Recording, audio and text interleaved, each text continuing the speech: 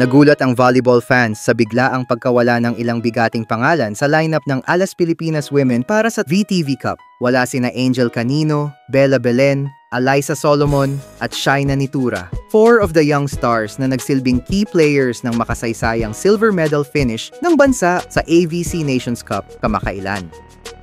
Pero bago pa tayo mag-panic o magduda sa direksyon ng team, huminga muna tayo ng malalim. Ayon kay head coach Jorge Souza de Brito, lahat ng ito ay parte ng mas malaking plano. After the UAAP, all of them joined straight to train in the national team. So for sure, they need a break. Paliwanag ni de Brito sa panayam ng One Sports. Tama ang timing ng pahinga. Mula UAAP hanggang AVC Nations Cup, walang tigil sa laro at ensayo ang mga batang atleta. Hindi ito simpleng benching, ito ay preventive maintenance. Sa sports, minsan ang pinakamatalinong move ay ang pagpapahinga sa halip na isagad. It's our plan to keep them safe and also have them ready for the next competition. We still have the CV League, dagdag ni de Brito.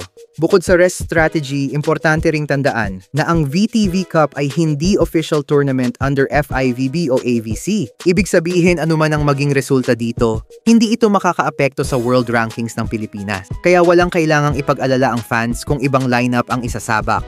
Habang nagpapahinga ang core, binibigyan ng pagkakataon ang ibang players na masubukan sa mas mataas na level ng competition. Sa lineup ngayon, andyan pa rin sina Brooke Van Sickle, MJ Phillips, Maddie Madayag at Tia Andaya. Solid na crew na kayang makipagsabayan sa mga international squads. We're going to prepare all of them and give every player a chance to play. Giit pa ni Coach De Brito. This is not just about filling in the gaps. This is about finding depth, chemistry, and future leaders. Ang pagkawala ni Canino, Belen, Solomon, at Nitura sa VTV Cup ay hindi dahilan para mag-alala. Sa halip, ito ay patunay na may long-term vision ang Alas Pilipinas. Pinipreserve ang lakas, pinapalawak ang pool, at pinag-iigihan ang paghahanda sa mas mahahalagang laban. Kabilang na ang friendly match kontra World No. 9 Dominican Republic sa Agosto. Ito ang bagong mukha ng smart volleyball. Hindi lang puro laro, kundi strategic, holistic, at sustainable.